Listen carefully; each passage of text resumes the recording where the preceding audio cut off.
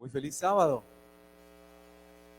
Qué gusto nuevamente, gracias a esta plataforma de lujo, ¿verdad? Que tenemos hoy por acá, que tuvimos por acá, son muchachos, que lo hicieron muy bien.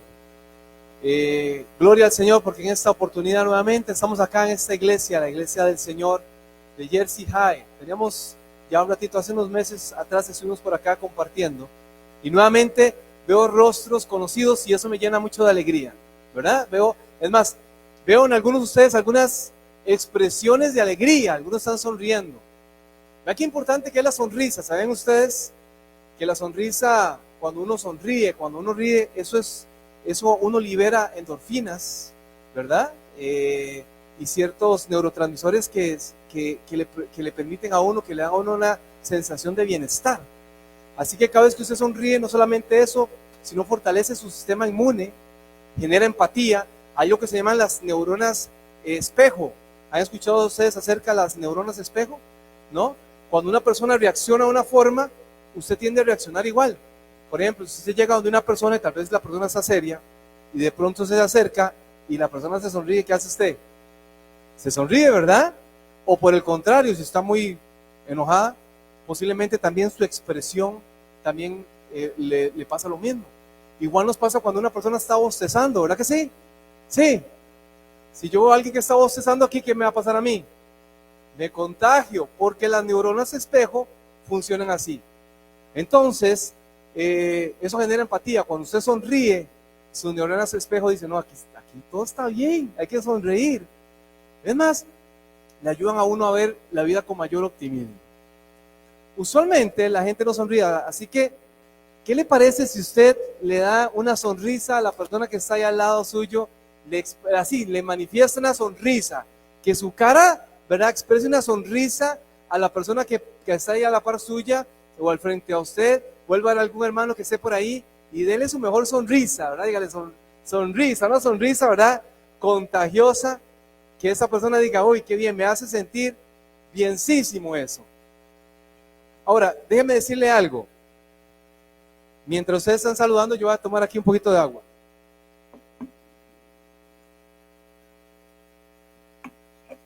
Si usted no tiene la costumbre de sonreír, porque usted dice, no me sale la sonrisa, o sea, me cuesta, o sea, es más, algunas dicen, no, ni siquiera me quiero reír mucho porque se me hacen arrugas, ¿verdad? Vean ustedes, las que son un poquito más modestas, pero no, si usted no puede sonreír, le tengo también un ejercicio que usted puede hacer. Busque un lapicero, un lápiz, ¿verdad? Y póngaselo en su boca, aquí, si no tiene un lapicero o un lápiz, con su dedo, lo muerde. Cuando usted lo muerde, usted está utilizando prácticamente los mismos músculos que usted necesita cuando usted está sonriendo. ¿Saben ustedes eso?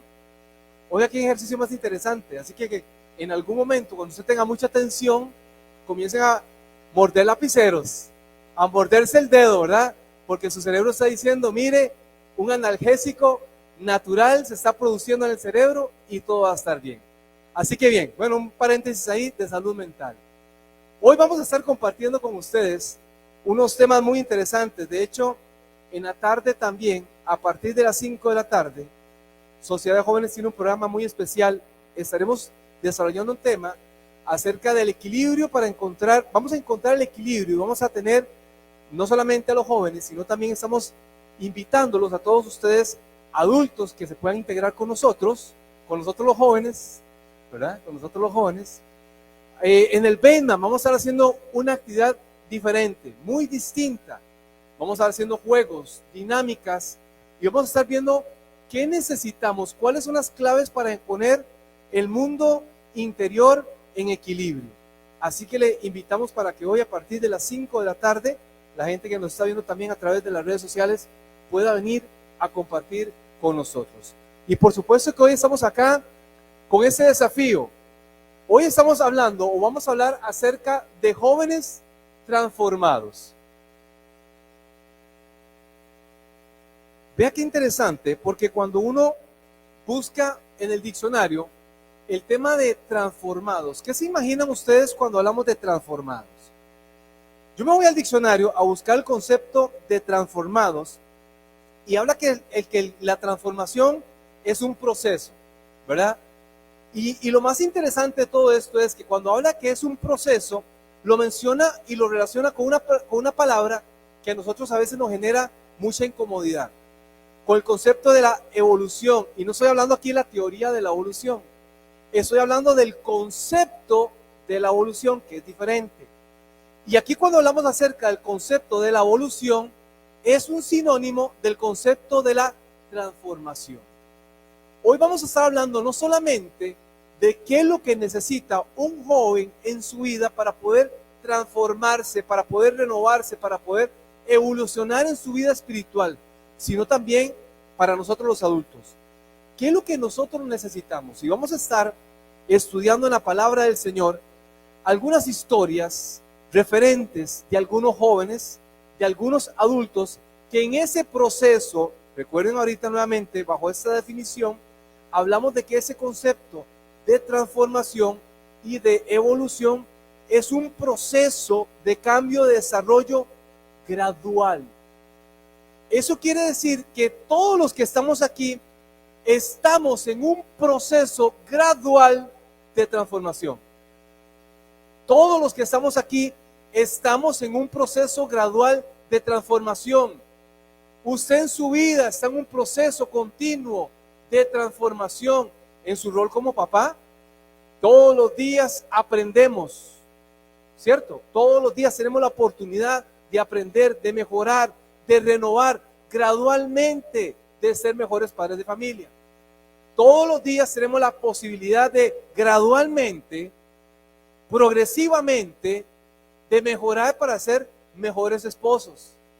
Todos los días usted, señora, tiene la posibilidad gradualmente de desarrollar también su rol como mamá, como esposa, como madre.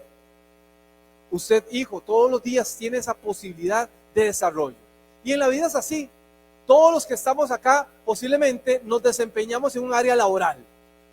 Y en esa área laboral todos los días nosotros también nos desarrollamos, evolucionamos, cambiamos, porque eso es la vida. La vida es de cambio. Y alguien por ahí dijo que lo único que permanece constante es el cambio. Somos seres humanos y nosotros vivimos una vida que no es lineal, es una vida de cambios.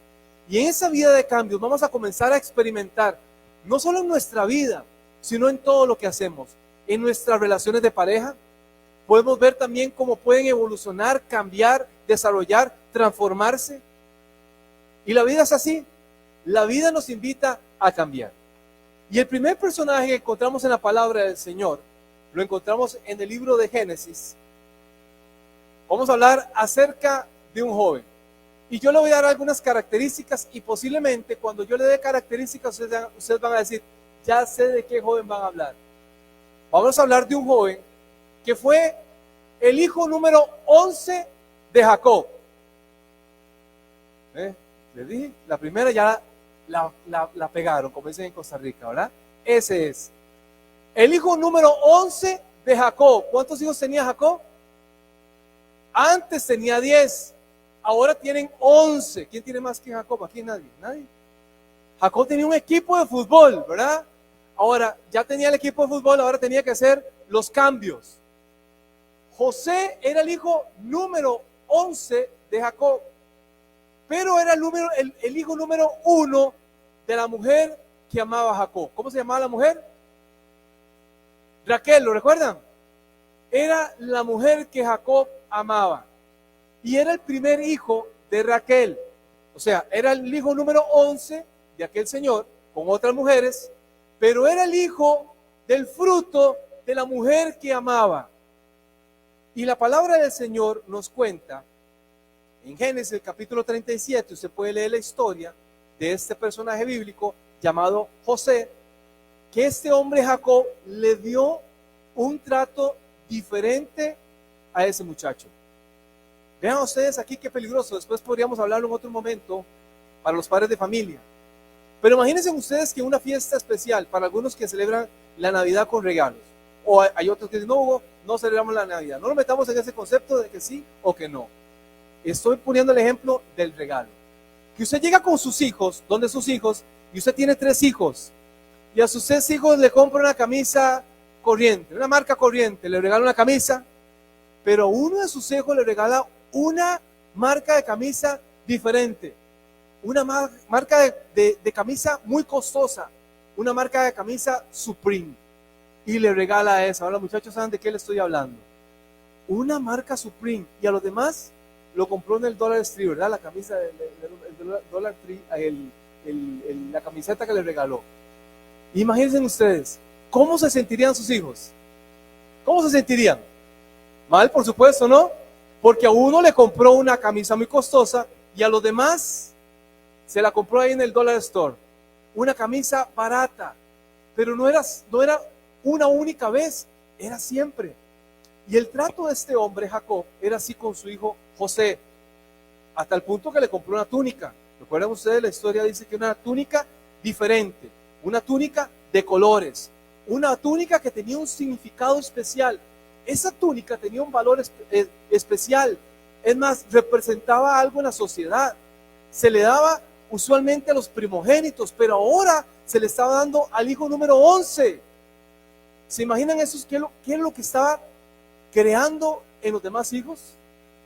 Un rencor, una división, a tal punto que dice la palabra del Señor que José, que cuando tenía José aproximadamente unos 17 años de edad, Dios le reveló un sueño y él comenzó a compartirlo con sus hermanos. ¿Qué pasó con la actitud de sus hermanos? Todos conocemos la historia. Dice la palabra del Señor que sus hermanos les molestó y que planificaron la forma de cómo hacer para callar a aquel joven. Así que lo tomaron y lo vendieron. Y me adelanto la historia. Y llegó allá a Egipto como esclavo. Y llegó a la casa de Potifar, aquel joven, aquel niño que había sido amado, había sido tratado especialmente. Ahora era un esclavo. Ahora estaba sirviéndole a un hombre llamado Potifar, un hombre de influencia, allá en Egipto como esclavo. Noten ustedes el proceso en el que Dios lleva a una persona en un proceso de transformación. Porque es así, en el proceso de la necesidad, del dolor, de la angustia, muchas veces ese proceso es el que Dios utiliza para ir transformando nuestro carácter, nuestra vida espiritual, nuestra fe. Y José estaba en esa condición. Allí estaba José. Todos sabemos el trato que se le dio a José. Todos sabemos de la calumnia que se hizo con José. Pero al fin, Dios tenía un propósito en la vida de José. Y yo quiero decirle a usted joven, a usted adulto, que a pesar de la adversidad, a pesar de lo que usted esté pasando en este momento, a pesar de que no entendamos, a pesar de que sentimos que somos fieles con Dios, a pesar de que decimos, Señor, pero ¿qué es lo que está pasando en mi vida? Que pareciera que las cosas no tienen sentido, no tienen propósito. ¿Por qué me está ocurriendo esto a mí? ¿Por qué en mi vida? ¿Por qué solo malas noticias? ¿Por qué tantas amenazas? ¿Por qué hoy me siento tan inseguro? ¿Por qué me siento perseguido? ¿Por qué hoy me siento señalado, despreciado, humillado? ¿Por qué me pasa esto a mí, Señor? Y posiblemente José en ese proceso no lo entendía. No sabía lo que Dios tenía para él más adelante. Y eso es lo hermoso de vivir una vida de fe. Porque Dios siempre tiene el control, desde el principio lo ha tenido. Y Dios tiene el control de nuestras vidas. Jóvenes, Dios tiene el control de su vida. Tenga la seguridad de que Dios tiene el control de su vida. Tal vez usted no entienda muchas cosas hoy. Tal vez por la inmadurez de la adolescencia, por supuesto. Todos hemos pasado por ahí. Y quizás nos ha faltado, carecimos en algún momento, tomamos malas decisiones por la adolescencia, porque carecíamos de sabiduría, de conocimiento, de experiencia, y nos equivocamos. Me decía un día una señora, Hugo, me siento alarmado. Una señora y su esposo, después de salir de una iglesia, me decían, Hugo, nos sentimos alarmados. Nuestro hijo, al hijo que traímos a la iglesia desde pequeño, lo presentamos en nuestra iglesia, lo traíamos, todos los sábados lo traíamos acá. Hace unos días atrás nos dijo que quería quitarse la vida, que pasaba por su mente ideas constantes de quitarse la vida. ¿Se imaginan?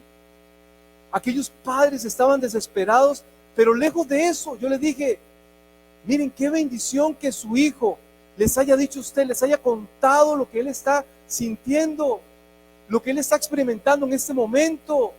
Sí, porque ustedes pueden hacer algo.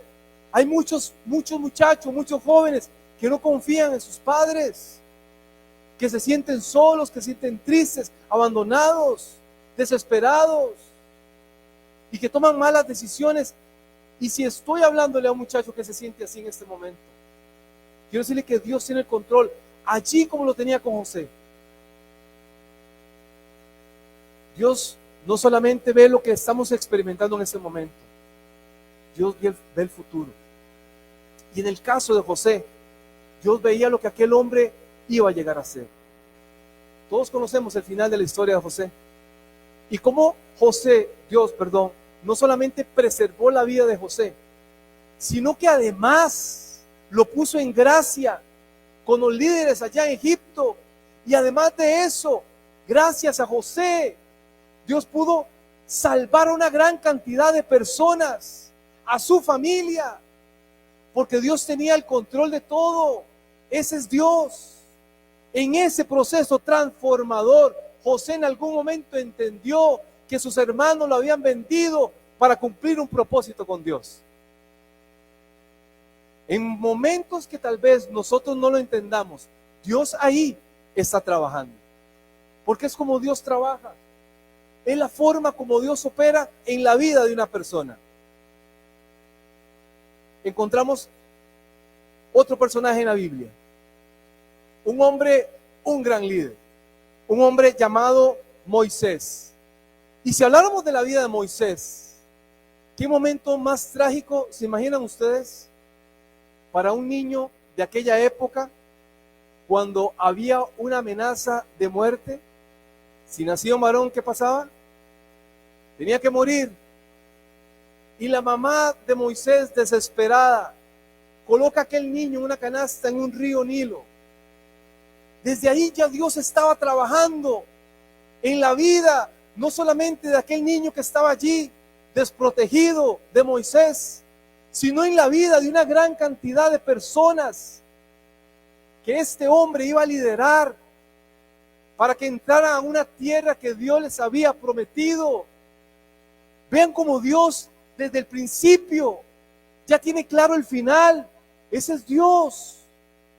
Dios tiene claro desde el principio de su vida también lo que va a ocurrir en su vida. Y por eso nosotros no podemos prescindir de Dios.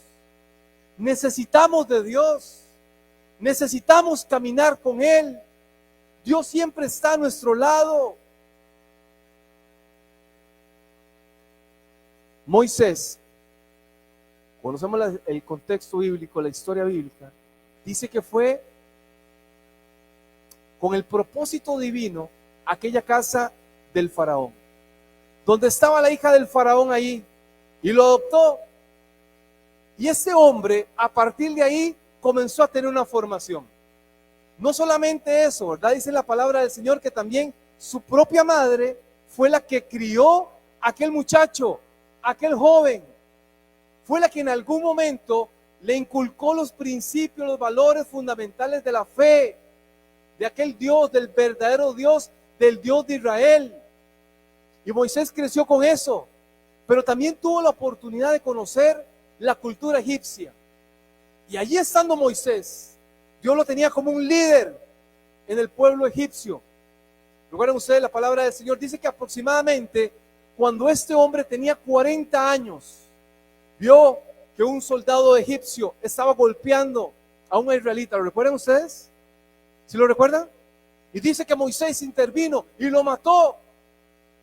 Y después de todo lo que ocurrió, Moisés huyó al desierto, a Madián, dice la palabra del Señor, 40 años. Y a partir de ese momento, Dios tuvo a aquel hombre, Moisés, 40 años más en el desierto, enseñándole principios de liderazgo, allá con las ovejas de su suegro, cuidándolas. Había decidido estar allá, abandonar todo lo que el mundo le había ofrecido, simplemente por ser fiel, leal a sus propios principios. Y ese fue Moisés, que lo decidió. Y dice la palabra del Señor que un día, cuando Moisés estaba apacentando las ovejas de su suegro, dice que a lo lejos, allá en el monte Horeb, vio una zarza que ardía, algo que ardía. Él veía fuego. Y dice la palabra del Señor que Moisés, yo me imagino, ¿se imaginan ustedes tal vez estando en algún tal vez, en algún llano, viendo arriba en una montaña, algún fuego, algo que arde y que no se apaga? Moisés estaba mirando. Y Moisés se llenó de curiosidad y dijo, necesito ver qué es lo que está pasando. Así que se alistó y comenzó a subir al monte Horeb. Y cuando se dio cuenta, dice la palabra del Señor, que allí le apareció el ángel del Señor como fuego en medio de una zarza que ardía. Moisés tuvo un encuentro allá en aquel lugar, en aquel monte, con nuestro Señor Jesucristo, con el ángel de Jehová, con Dios mismo. ¡Qué impresionante! Y a partir de ese momento, a partir de ese encuentro, la vida de Moisés no fue igual. Quizá lo que necesitamos en nuestra vida de verdad es tener un encuentro real con Jesús. Jóvenes, necesitamos tener un encuentro verdadero, real, con un Jesús que es real. Él es real. Y tal vez le estoy hablando tal vez a un adulto que hoy está aquí porque ya tiene la costumbre de venir a la iglesia. Porque todos los sábados ya él sabe que va a venir a la iglesia. Pero tal vez sienta en su corazón que no ha tenido un encuentro real con el Maestro. Moisés estaba allí y escuchó las palabras del Maestro que le decía, Moisés, Moisés, quítate las sandalias porque el lugar donde estás es santo. Y Moisés se postró delante del Señor y comienza el diálogo que todos nosotros en algún momento hemos tenido con nuestro Dios, cuando Dios nos habla en nuestro corazón, cuando Dios comienza a poner en nuestro corazón qué es lo que quiere hacer en nuestras vidas. Él comienza a hablarnos y nosotros a escuchar, y Moisés comienza a hablar con Dios.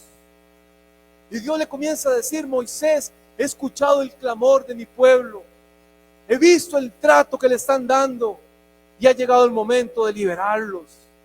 Ese es el momento.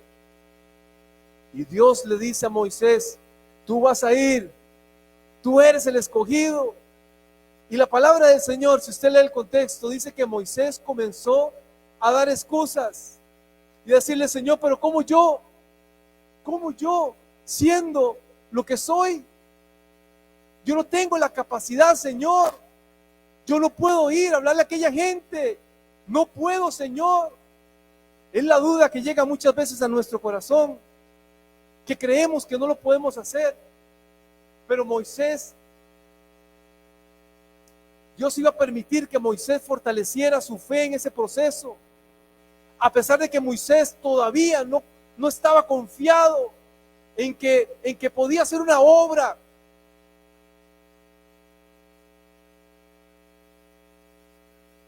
Dios quería hacer algo en la vida de Moisés.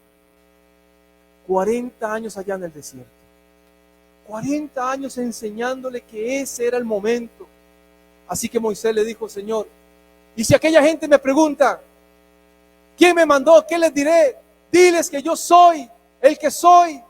Y vas a ir allá y yo estaré contigo y mi presencia será contigo y te dará descanso. ¡Qué convicción! A partir de ese momento Moisés entendió que tenía un llamado especial de Dios. ¿Cuándo? Cuando tuvo aquel encuentro en aquella zarza. Tal vez hoy es el día de tener encuentro con nuestro Dios en esa zarza.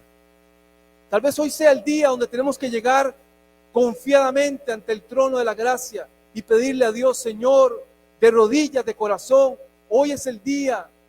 Hoy es el día que quiero tomar la decisión de servirte, de entregarte mi vida. No importa la edad, no importa cuánto tiempo No importa lo que usted hizo, porque Dios no juzgó a Moisés por lo que él hizo. A Moisés dirá, mataste a un hombre, ahora lo primero que tenés que hacer es, no, Dios no le importa tu pasado, Dios le importa tu presente, y Dios también le importa tu futuro eterno. Eso es lo que quiere Dios para usted, vida eterna. Por eso Él quiere que nosotros nos acerquemos confiadamente. Hoy es el momento. Y yo no quisiera que alguien salga de este lugar sin tener ese encuentro con nuestro Dios. Yo quisiera que todos los que salgamos de este lugar, hoy nos acerquemos a esa zarza que no se apaga, que está ahí brillando constantemente, esa luz que nos llama y que nos llama, que nos postremos delante de nuestro Dios y reconozcamos nuestra necesidad. Hay otro hombre que encontramos en la palabra del Señor, y este hombre quizás es uno de los hombres más influyentes en la palabra de Dios. Hablo del apóstol Pablo.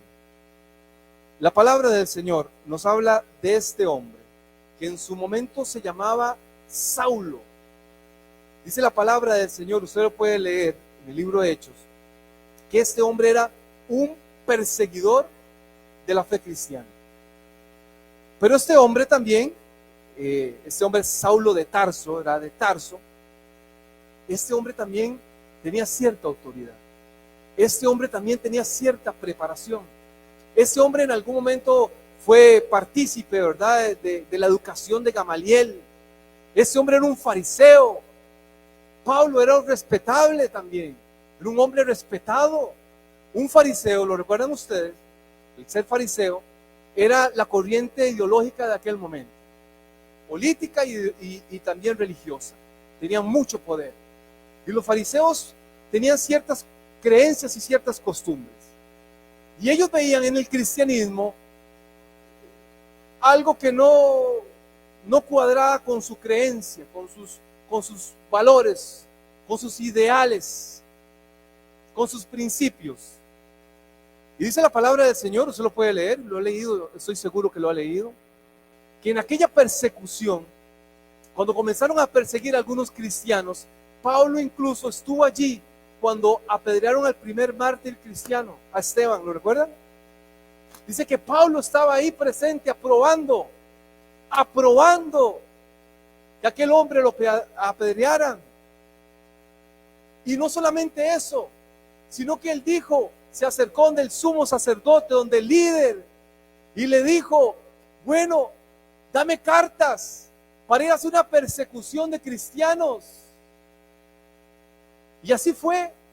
Y camino a Damasco, ¿lo recuerdan? Dice el texto bíblico, que iba con cartas persiguiendo posiblemente a los inmigrantes de aquel tiempo, persiguiéndolos para atraparlos, para encarcelarlos, para enjuiciarlos, para apedrearlos. Aquellos que no pensaban como yo, aquellos que no son como yo, aquellos que no tienen mi color, a esos vamos a perseguir. Y Pablo andaba en eso. Como fariseo, se veían siempre superiores a los demás, miraban a los demás por debajo del hombro. Los fariseos decían, solo somos nosotros los que tenemos el conocimiento. Somos nosotros los que tenemos la posibilidad de tener salvación. Los demás no. Y aquellos cristianos los vamos a ir a perseguir. De hecho, el término cristiano era un término despectivo. Hoy para nosotros nos llena de orgullo. Pero para aquel tiempo, el término del cristiano era un término despectivo. Y dice la palabra del Señor que camino a Damasco tuvo un encuentro. ¿Qué le pasó? Dice que cuando iba ahí, escuché una voz que nuevamente le llamó y le dijo, Saulo, Saulo, ¿por qué me persigues? ¿Quién eres? Dice que en ese momento cayó. La Biblia no dice que iba en caballo, ¿verdad? Porque algunos dicen que cayó del caballo. No, no dice que iba en caballo. La gente se imagina por el rol que él tenía, que posiblemente podía ir en caballo. Pero la Biblia no dice eso. Cayó de rodillas. ¿Quién eres, Señor? Soy yo, Jesús, a quien persigues. Y comenzó a tener nuevamente ese encuentro con Jesús, a conversar con Jesús. Y allí dice la palabra del Señor que él entendió verdaderamente qué era lo que estaba haciendo. Y Jesús mismo le dio indicaciones de qué era lo que tenía que hacer. Y hoy todos conocemos la historia de Pablo, un hombre que odiaba el cristianismo, la influencia que ha tenido en la palabra del Señor, en la vida de tantas personas. Cuando escribía, todo lo puedo en Cristo que me fortalece. Allá en la cárcel, Filipo lo escribía, todo lo puedo en Cristo que me fortalece. ¿Quién podrá contra mí? Si Dios está conmigo, ¿quién podrá? ¿Se imaginan ustedes aquel apóstol perseguidor, lo que influyó en las iglesias de Asia? ¿Cuántas iglesias también, a través de la influencia de Pablo, tuvieron la oportunidad de renacer en aquel contexto? ¿Cuántas personas conocieron el mensaje por un hombre que decidió también ser transformado? Porque eso es lo que hace Dios. Dios nos transforma y nuestra vida no será la misma. Hugo, ¿cómo sé yo si Dios ha comenzado a hacer una obra en mi vida? ¿Cómo sé yo si Dios ha transformado mi vida? Cuando Dios transforma la vida del ser humano, no es la misma. Y Pablo fue de mucha influencia. Fue de tanta influencia que la palabra del Señor dice que allí había un joven muy especial. Un joven que Pablo conoció en su segundo viaje misionero. Un joven llamado Timoteo. Dice la palabra del Señor que cuando Pablo vio a aquel joven, Timoteo, vio en Timoteo un gran potencial. Y líderes, aquí hay jóvenes con gran potencial. Aquí hay una gran cantidad de Timoteos que necesitan verse de una manera diferente. Y Pablo comenzó a ver a aquel joven sí que había sido formado por su madre, por su abuela, que tenía principios fundamentales. Pablo veía en aquel joven algo diferente y lo constituyó en uno de los líderes de la iglesia. Escribió 2 cartas a aquel joven y en alguna de aquellas cartas le decía: Timoteo, que nadie tenga en poco tu juventud, si no son ejemplo de la gente. Timoteo capítulo 1 Timoteo capítulo 4 versículo 12 decía: ninguno tenga en poca tu juventud, si no sea un ejemplo a los creyentes en palabra, en conducta, en amor, en espíritu, en fe, en pureza. Seamos ejemplo en palabra, lo que hablemos, en conducta, lo que hacemos. Noten ustedes lo que dice: en amor, cómo nos expresamos, cómo nos damos, en fe, en pureza. ¿Ven en nosotros algo diferente? Que nadie tenga en poco a tu juventud. Eso sí, sé diferente. Porque Dios nos llama a ser diferentes. Y Pablo apostó por este joven. Y Pablo pudo haber influido en la vida de muchas personas, pero dejó un legado en la vida de este joven. Es más, en algún momento dice la tradición que este hombre, Timoteo, fue hasta obispo de la iglesia de Éfeso y murió, según algunos historiadores, como mártir. ¿Por qué? Porque su mentor, la palabra que se utiliza mucho ahora, su mentor, Pablo, puso en él, en su corazón, guió le dio la sana doctrina, lo instruyó, lo educó, le enseñó principios fundamentales de la palabra del Señor. Y su vida fue transformada. Dios quiera que en esta hora nuestras vidas sean transformadas. Que podamos permitirle a nuestro Dios, a nuestro Hacedor. Él nos crió. Pero como barro en sus manos, Él quiere moldearnos. Somos nosotros los que no nos dejamos moldear. Somos nosotros los que le ponemos límites a nuestro Dios. Dios con esto no se mete. En esta parte, en esta área de mi vida, esto no lo toque. Mis estudios, no, Señor, todo lo demás sí, pero esto me cuesta, Señor. Mi relación, mi familia, mi dinero. Hay cosas que a veces no le permitimos a Dios que intervenga. Permitámosle a nuestro Dios que Él haga una obra completa, porque el que la comenzó será fiel en acabarla. ¿Qué le parece si nos ponemos de pie en esta oportunidad y oramos?